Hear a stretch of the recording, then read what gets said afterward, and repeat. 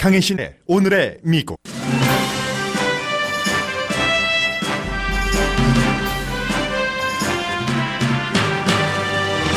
유럽 방문 중에도 트럼프 대통령에게 북한에 관한 질문은 이어집니다. 북한이 미국에 다시 셈법을 바꾸라고 경고한 이후에 트럼프 대통령은 적절한 시기에 김정은 위원장을 만날 것이라고 말했습니다. 멕시코에 대해서는 멕시코가 며칠 이내에 미국으로 오는 이민 행렬을 막지 않으면 다음 주부터 관세를 부과할 것이라고 확인했습니다. 미국에서는 오늘도 미국과 멕시코 사이에 관세 협상이 이어집니다. 노르만디 상륙작전 75주년 기념식에 프랑스 대통령과 함께 참석한 트럼프 대통령은 미국과 프랑스 동맹은 영원할 것이라는 연설문을 읽었습니다. 나치 독일로부터 유럽을 해방시킨 노르만디 상륙작전 참전 용사들은 거의 100세가 돼갑니다. 당시 낙하산 부대 요원이었던 97세의 미국인 참전 용사는 노르망디 오마하 비치에서 다시 낙하산을 샀고 99세의 간호병도 노르망디를 방문했습니다. 트럼프 대통령은 이번 유럽 방문 중 동선을 길게 하면서까지 아일랜드에 있는 자신의 골프장에서 이틀 밤을 잤습니다. 유럽 기자들로부터 골프장 홍보를 한다고 비난받고 있습니다. 낸시 펠로시 하원 의장이 민주당 주요 정치인들에게 트럼프 대통령 탄핵 절차를 시작할 뜻이 없다고 밝힌 것으로 알려졌습니다. 트럼프 대통령이 탄핵당하는 게 아니라 감옥에 가는 걸 보고 싶다고 말한 것으로 전해집니다. 우버가 다음 달부터 뉴욕에서 헬리콥터로 공항에 픽업해주는 프로그램을 운행합니다. 아마존은 몇 개월 안에 드론으로 치약 등을 집으로 배달한다고 밝혔습니다. 덴마크 총선에서 사회복지 혜택을 늘린다고 공약한 중도 좌파 진영이 승리했습니다. 북유럽에서 최근 세 번째의 중도 좌파 승리고 최연소면서 여성인 총리가 탄생하게 됩니다.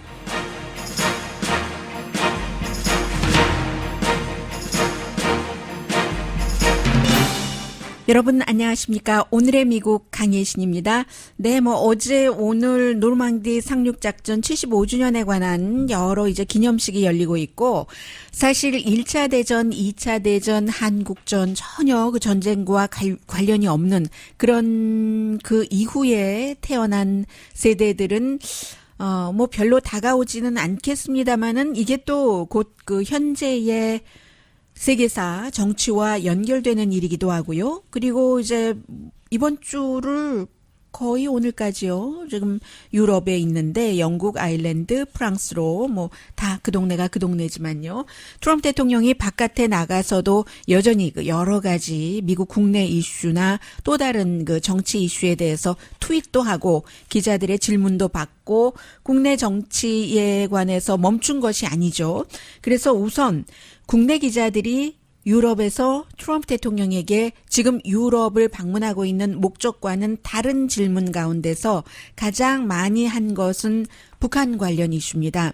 그 가운데서도 어제 북한이 다시 그 외무성 대변인의 담화를 통해서 이 시간에 읽어드렸습니다마는 미국이 그 셈법을 달리하라 6.12 싱가포르요 조미 공동 성명 발표 1도를 맞으며 6월 12일이니까요. 미국이 마땅히 지난 1년간을 돌이켜보아야 하며 더 늦기 전에 어느 것이 올바른 전략적 선택인지를 숙고해야 할 것이다. 미국은 지금의 셈법을 바꾸고 하루빨리 우리의 요구에 화답해 나오는 것이 좋을 것이다. 우리의 요구라는 것은 경제제재 걷어내라 하는 것이고 맨 마지막 문장이 우리의 인내심에도 한계가 있다. 이거였는데 이런 그 노동신문에 발표가 된 외무성 대변인의 담화를 미국 기자들도 전부 보지 않았겠어요. 그리고 트럼프 대통령에게 느낌이 어떠냐 하고 물어봤더니 트럼프 대통령은 나는 지금도 북한과의 협상에 대해서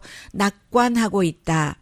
그리고 또 그들도 우리와 협상하기를 원하고 우리도 북한과 협상하기를 원한다 하면서 이제 계속 똑같은 말 합니다. 내가 대통령 되기 전에 얼마나 위험했는데 지금 핵 테스트 하는 것도 아니고 주요 테스트를 하는 것도 아니고 하니까 이건 잘 되고 있는 것이고 그리고 이제 그 김영철에 대해서는 두 번이나 백악관에서 만났잖아요. 그러니까 이번에 뭔가 숙청당했다 했는데 김정은 위원장과 컨설트 같이 보고하는 그런 것에 대해서 트럼프 대통령 기자들이 계속 이제 물어보는 겁니다. 그 사람 숙청당하지 않았다. 전혀 숙청당하지 않았다. 스트롱맨 아주 강한 사람이고 나머지 네 사람에 대해서는 김혁철을 포함해서 통역까지 통역이 누구였었죠? 신혜영 씨죠. 그 사람들 잘 모르기는 않는데 지금 북한이 굉장히 흥미로운 상황이다라고 얘기를 하면서 여전히 우리도 딜을 원하고 있고 북한도 딜을 원하고 있다. 이런 답변을 했습니다. 그리고는 이제 지금 유럽을 방문하고 있는 기본적인 오늘은 노르망디가 프랑스니까요.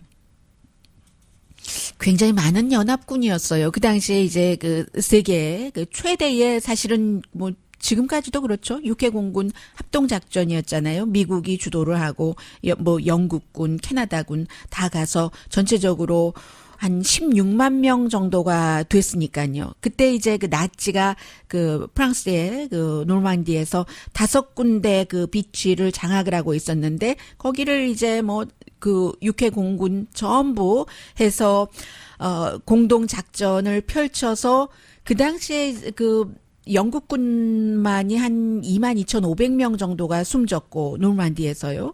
그리고 미군도 9,400명 정도가 숨졌습니다. 그래서 그곳에 이제 따로 묘지가 있잖아요.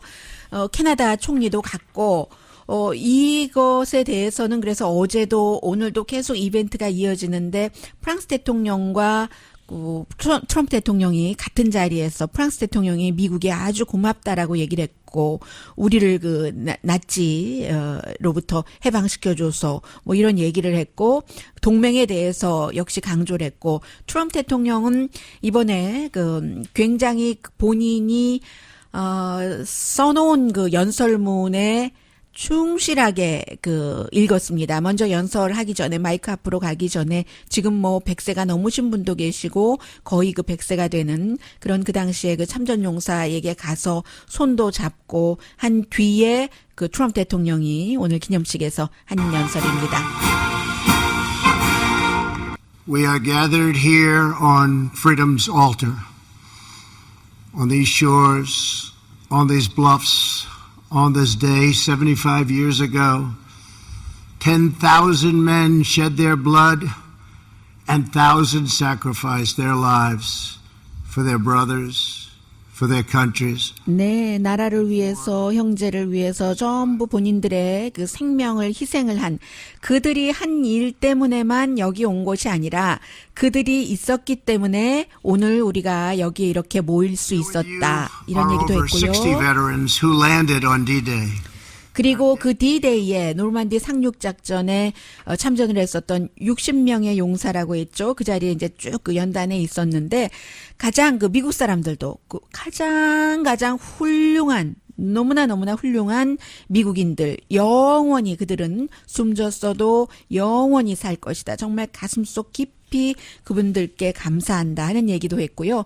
그리고 지금 미국 대통령이 영국이 됐건 프랑스가 됐던 어떤 나라와도 동맹에 금이 가는 그런 얘기를 많이 하는데 미국과 프랑스의 그 단단한 본드는 도저히 깨질 수 없는 것이다. 영원할 것이다. 이런 얘기도 했어요.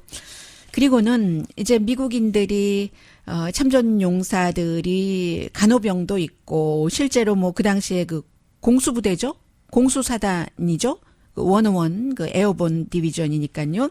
이 팀 라이스라는 분께서 제가 할아버지라고 말씀 안 드리겠어요. 미국에서 이제 공중구 낙하산 타고 하는 사람은 아버지 부시 대통령도 역시 전쟁에 참전했었던 사람이기 때문에 90세가 넘어서도 하고 했는데 이 팀 라이스라는 2차 대전 그 당시에 그 자리입니다. 1944년도 노르만디 상륙작전에 참전을 했었던 이분이 똑같이 그 자리에 가서 그때는요 낙하산 부대 요원으로 낙하산을 딱 제대로 이제 땅에 착지를 해야지 되는데 총알이 맞은 거예요. 그래서 본인이 했었던 그 낙하산 그 타기라고 하네요. 제가 군대를 안 갔다 와서.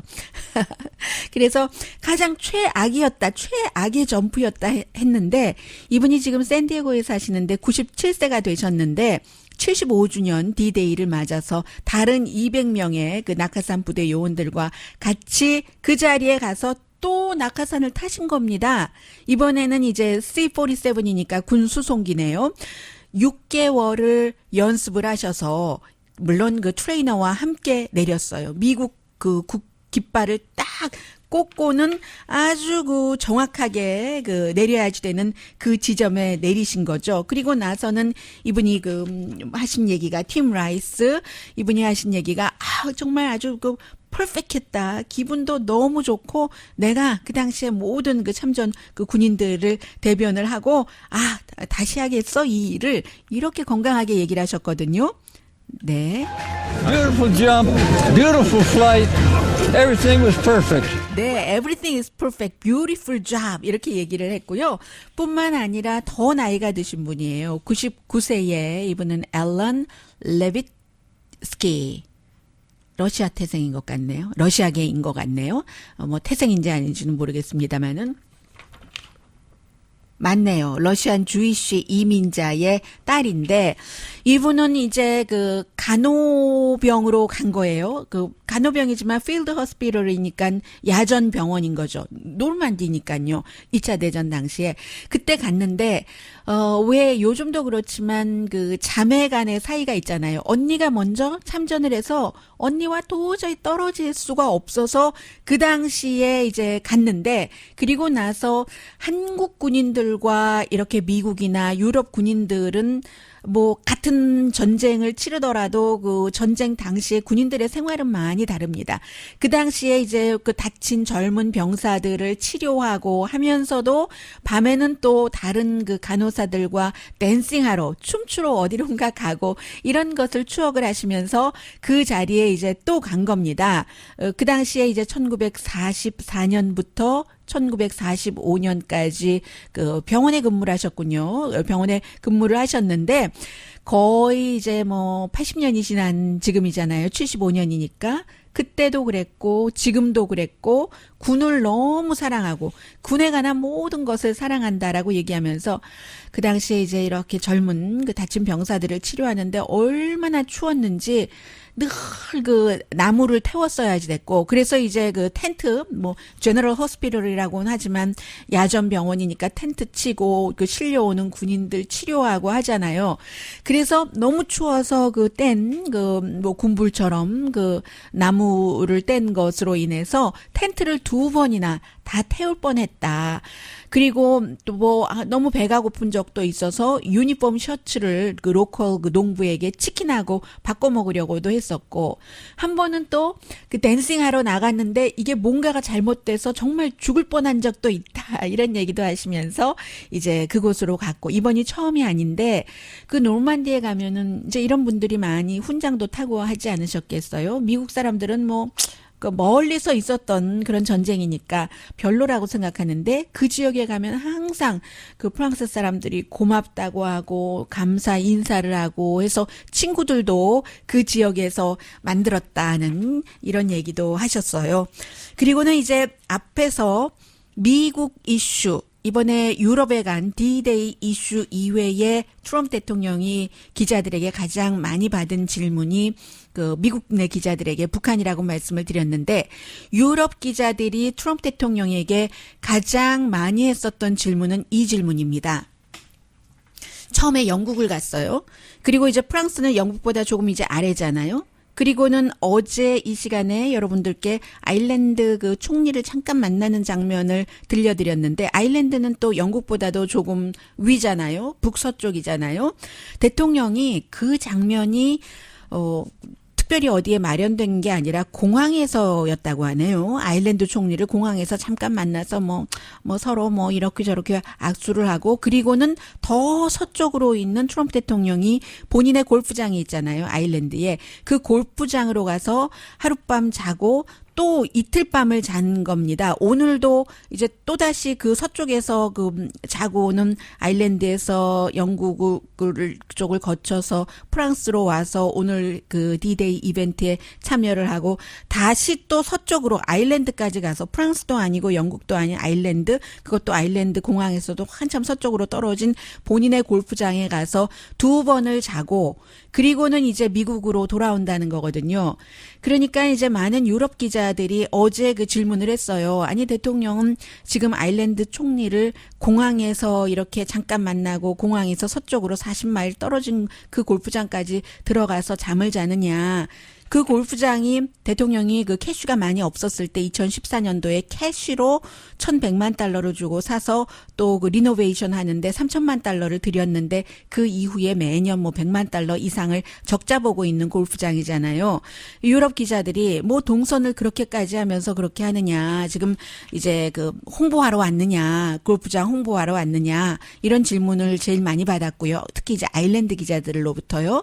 그 질문에 대한 트럼프 대통령의 답변은 아니다. 내가 지금 내 골프장 홍보하는 게 아니라 편하니까 거기서 잔다. 이렇게 얘기를 했습니다. 많은 것을 품고 있는 그 이틀밤 그 골프장에서의 숙박입니다. 대통령이긴 하지만 한국의 국회에서 연설할 때도 그랬고 대통령은 평생을 사업가로서 살아왔기 때문에 또 두 아들들이 지금도 열심히 사업을 하고 있고 딸도 마찬가지예요. 직접 데이 바이 데이 그 결정만 안 할 뿐이지 해서 사업적인 마인드가 가슴 속에 가득 들어있는 미국 대통령이다 하는 것을 세계 사람들이 지금 계속 그것을 지켜보고 따지고 있습니다.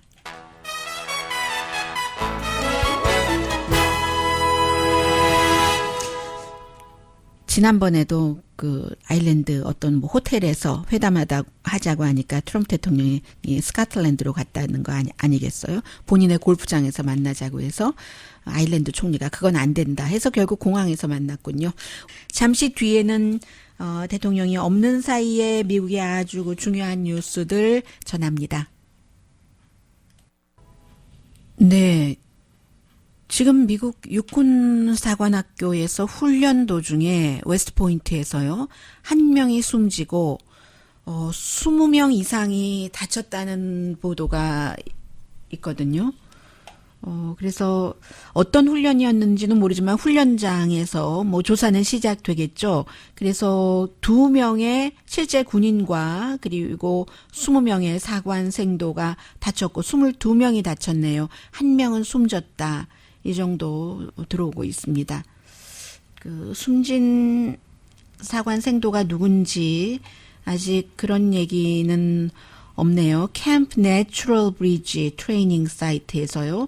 혹시 그 육군사관학교와 관련이 있는 사관생도와 관련이 있으신 분께서는 캠프 내추럴 브리지 트레이닝 사이트 이 훈련장 하면은 뭔가 감이 오실지도 모르겠습니다. 그래서 지금 긴급 그 자동차들 뭐 전부 그 갔고요.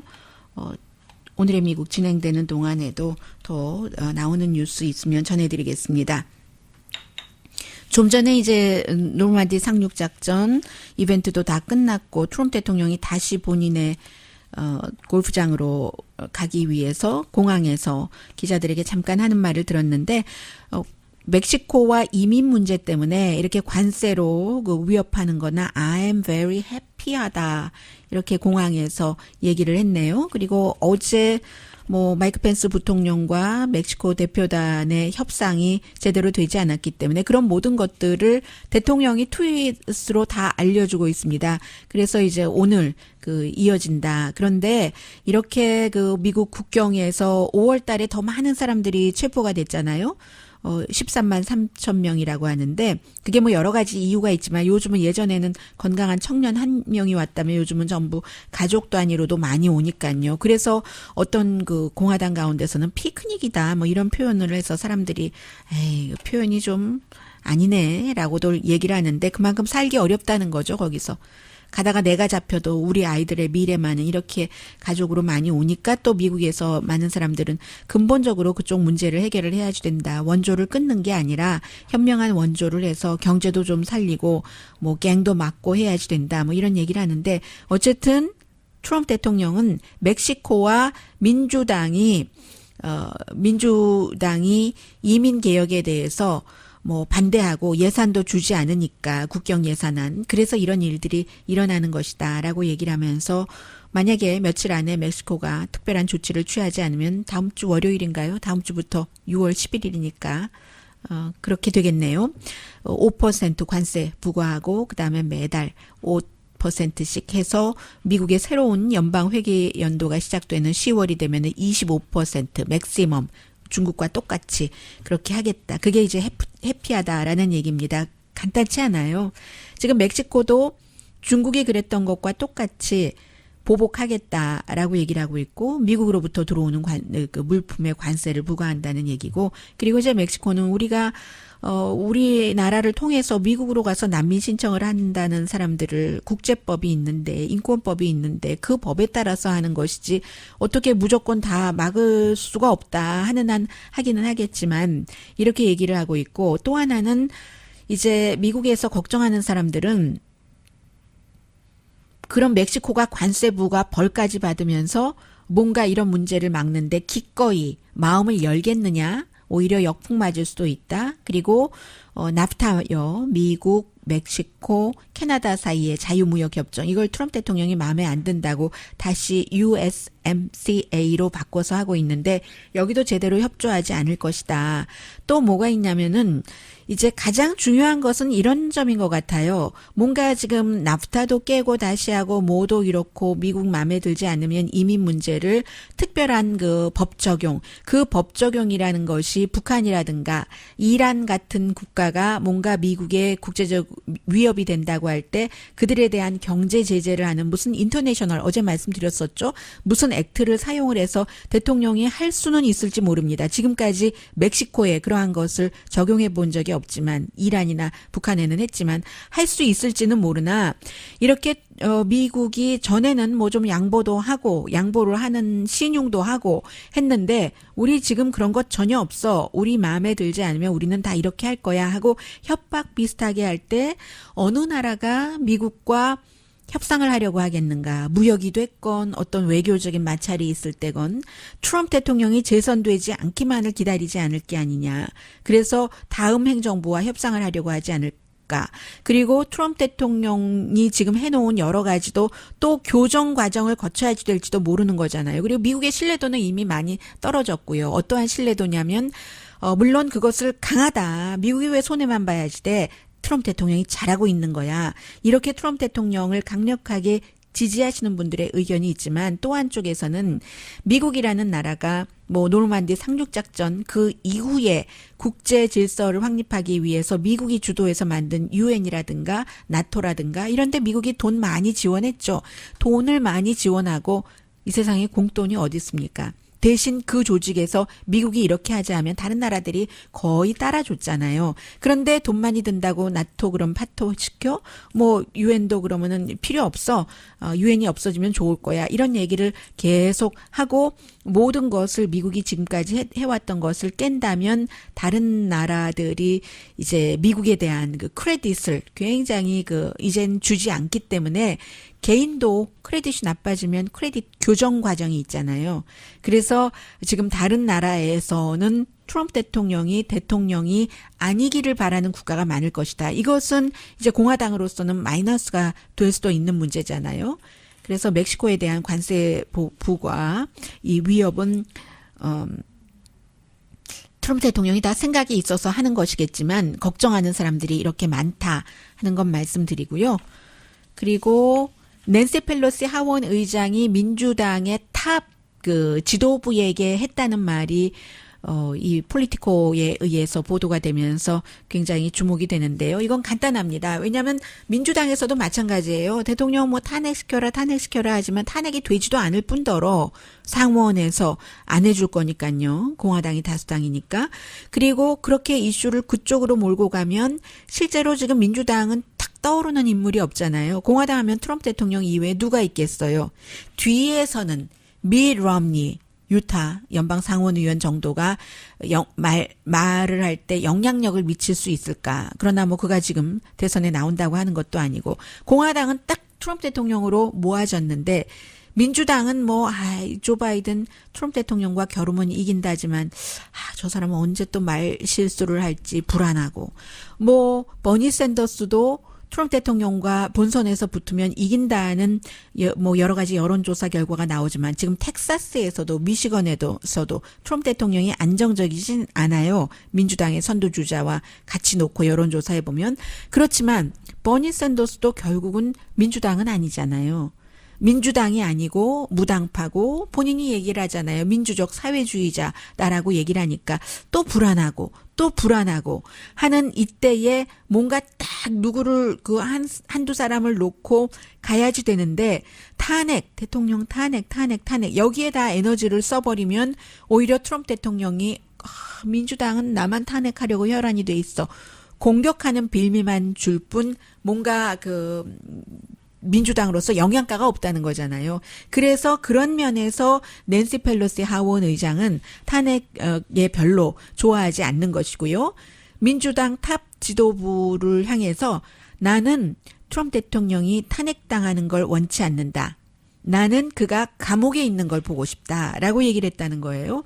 트럼프 대통령이 넘버원 감옥에 들어가기 전에 2020년도 선거에서 지려면 민주당이 사람을 내고 또 이슈를 탁 이렇게 내야지 되고 하기 때문에 이제 탄핵에 열정을 쏟고 싶지 않은 거고, 두 번째 대통령에서 재선되지 않으면 그가 했었던 여러 가지 범죄 때문에 감옥에 갈 수 있다. 그가 감옥에 가는 걸 보고 싶다. 이게 낸시 펠로시 하원 의장이 했다는 말인 겁니다.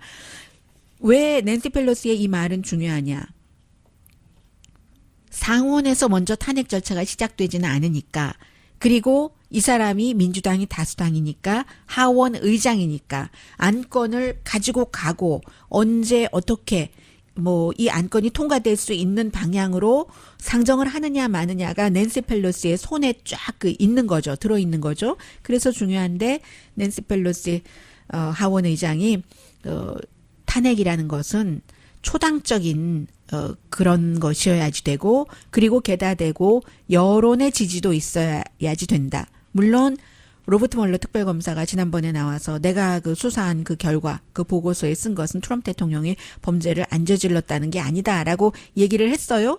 그 이후에 탄핵해야지 된다 하는 여론이 조금 높아지긴 했지만 아직도 여러 가지 이유로 또 대통령 탄핵을 원하지 않는 사람이 많습니다. 그것도 다른 나라의 도움으로 대통령이 당선됐다, 다른 나라와 공모를 했다, 이런 것으로 미국 대통령이 내 나라, 나의 대통령이 탄핵되는 것을 원치 않는 사람도 많아요. 설령 그 사람들이 트럼프 대통령을 지지하지 않는다 하더라도. 그래서 지금 탄핵하자도 조금 늘어났지만 아직도 탄핵하는 것을 원치 않는 사람들이 더 많은 거죠. 해서 낸시 펠로시 하원 의장이 실수하지 말자. 정확하게 우리가 걸어가는 길이 어떤 결과를 낼지를 알고 행동하자. 이런 얘기를 했습니다. 잠시 뒤에 경제와 관련이 되기도 하고 또 어떤 세상의 추세이기도 하고 또 너무 빨리 바뀌어서 스트레스를 받으실 수도 있습니다만 저도 마찬가지예요. 어제 아마존에서 책을 하나를 신청을 하려고 하다가 아직 나오지조차 않아서 한 부 있는데 다른 한 부를 친구에게 주려고요. 나오지 않아서 미처 신청을 못했는데, 이런 아마존이라든가 우버라든가 너무 빨리 변해서요. 적어도 여러분의 생활에 적용은 안 한다 하더라도 여러분의 자녀가 이런 것을 활용하고 있다 정도는 알고 계셔야지 마음의 불편함이 조금 덜해지지 않겠어요? 잠시 뒤에 그런 뉴스들 전합니다.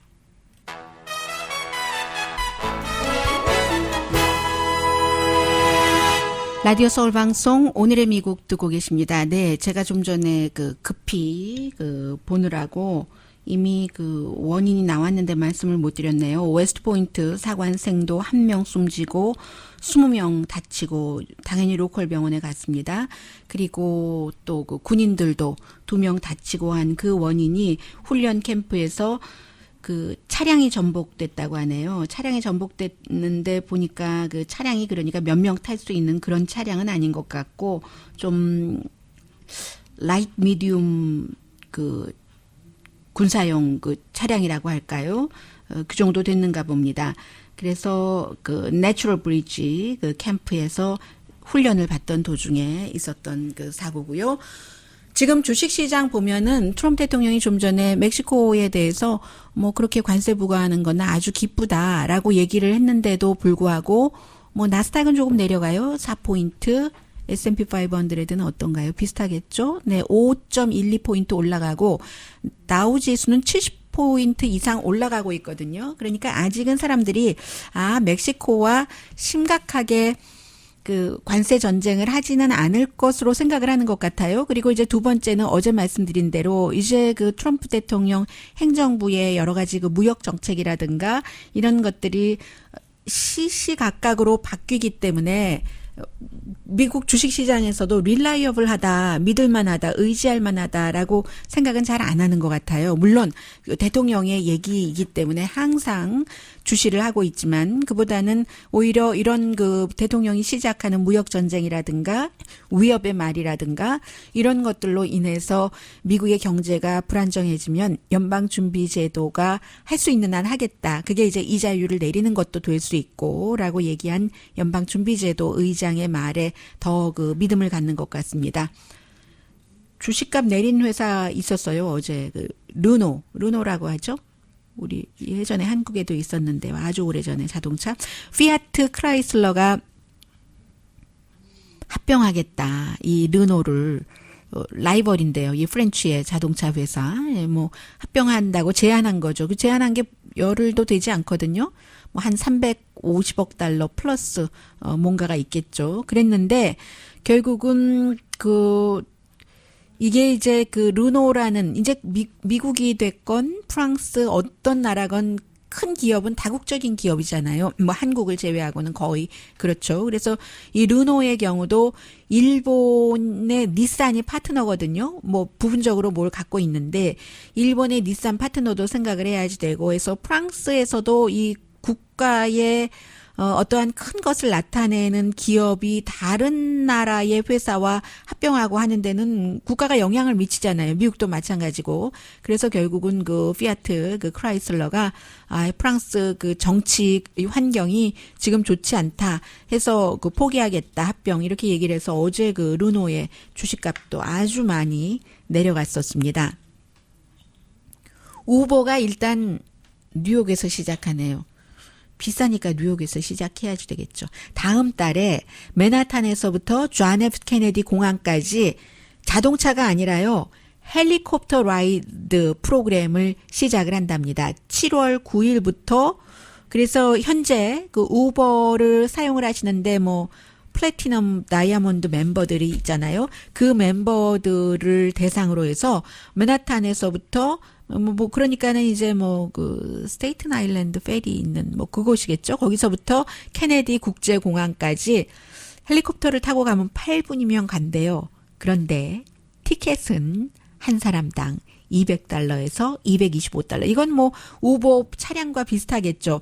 요구와 수요와 요구에 따라서 약간 가격의 차이는 있고요. 그런 것을 시작을 하고 나서 물론 자동차로도 데려다 주지만 그런 것을 한다는 얘기입니다. 대신에 닷새 정도 이것은 이제 인 어드밴스를 줘야지 되고요. 헬리콥터 회사와 당연히 공동으로 하는 거죠. 헬리플릭트라는 헬리콥터 회사와 함께 보통 우버 앱을 통해서 닷새 전에 이렇게 신청을 하면은 된다는 겁니다.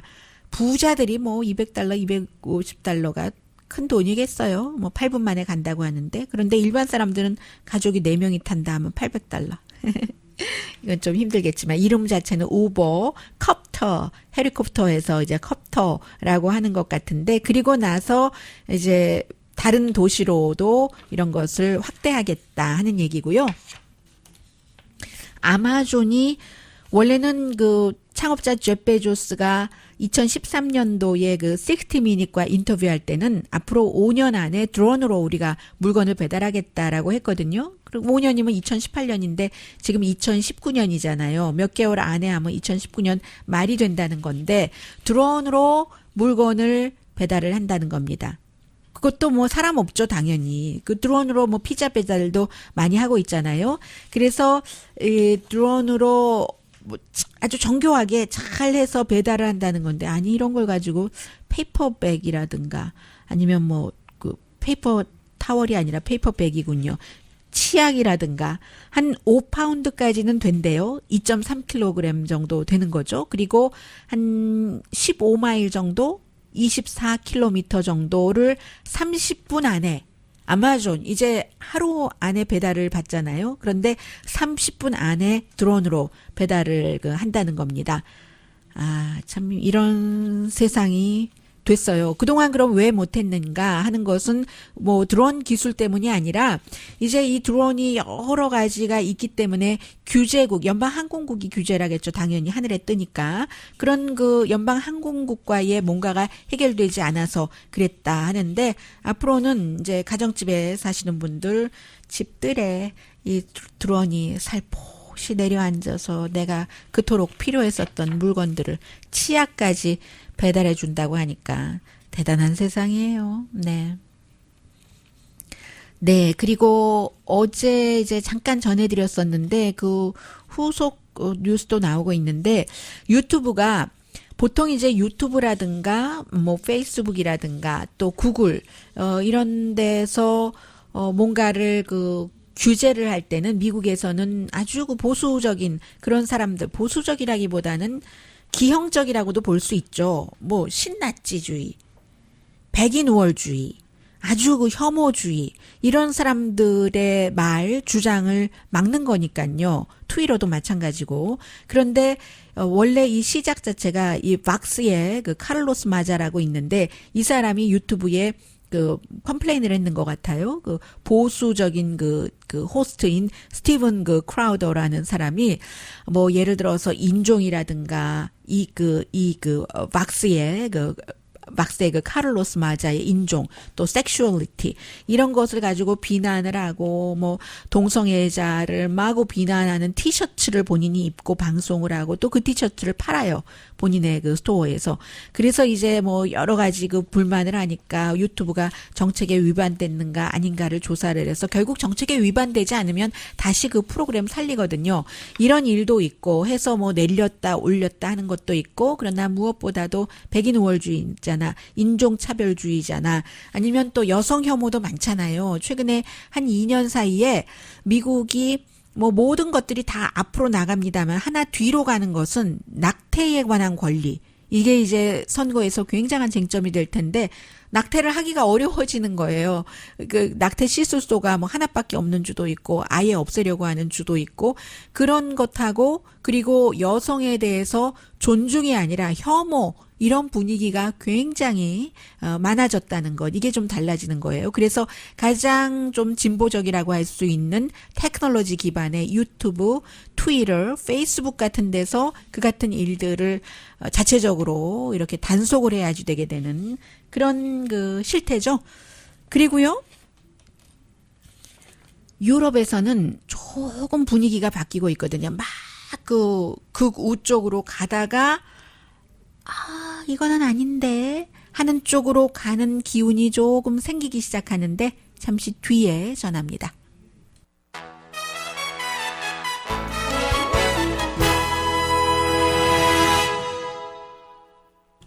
라디오 서울 방송 오늘의 미국 듣고 계십니다. 그 북유럽에서 한 지난 1년 사이에 세 번째인데요.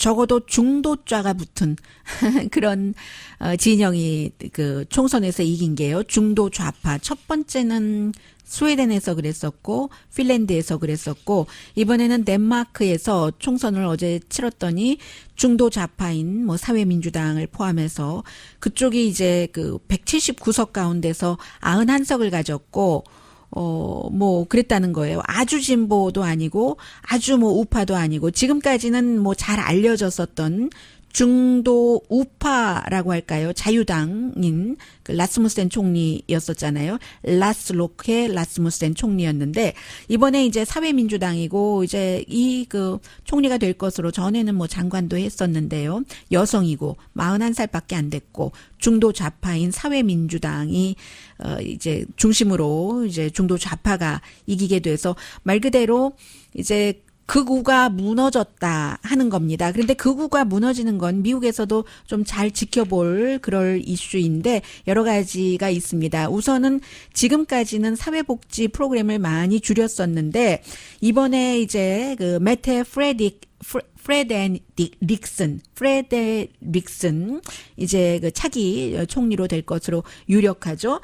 사회복지를 너무 줄였다. 지난번에 한 18년 동안 14년 동안을 그 라스무센 그 중도 우파 자유당이 집권을 했었는데 그래서 이번에는 우리가 그 좀 웰페어 사회복지를 늘리겠다. 그리고 또 하나는 기후변화에 대해서도 대처를 해야 된다. 이제 이런 얘기를 해서 사람들에게 어필을 했고요. 또 하나는 이게 이제 미국의 민주당이 지켜봐야 된다 하는 점인데 이민에 대해서는 이 중도 좌파인데도 불구하고 아주 그 강하게 뭔가를 단속하는 이것을 주창을 했거든요. 그게 왜 그러냐면 좀 중도 우파도 끌어들이겠다. 우파도 끌어들이겠다 표를. 그래서 어느 정도 도움을 받았죠. 이런 그 분위기를 전해드리고요. 미국도 민주당이 이민에 대해서 왜 공화당과 시골 사람들이 이토록 그 이민을 싫어하는가에 대해서도 그 사람들이 설득할 만한 뭔가를 내놓거나 아니면 그 사람들의 표를 받을 수 있는 안을 제시를 해야 된다는 생각 들었고요. 네, 이제 75년이 지났으니까 앞으로 25년 뒤에나 더 크게 얘기가 될 텐데 D-Day요. 영화에도 많고 하는 노르만디 상륙작전을 쭉 보면서 생각나는 게 왜 누구를 위하여 종은 울리나 같은 작가가 썼지만 조금 다르긴 하죠. 오히려 무기여 자리거라 Farewell to Arm. 누구를 위하여 종을 울리나 무기여 자리거라가 더 그렇겠네요. 왜 군인에 나가서도 군인들이 그 데이트도 하고 뭐 모든 일상생활을 극한 상황에서도 즐기잖아요. 미국 사람들 보면 그 스토너라는 소설책에도 나오고 그런 것들이 생각이 났고 90세 되신 분들도 저렇게 정정하신데 앞으로 수십 년을 더 살아야지 되니까 건강해야 되겠다 하는 생각도 들고요. 강혜신이었습니다.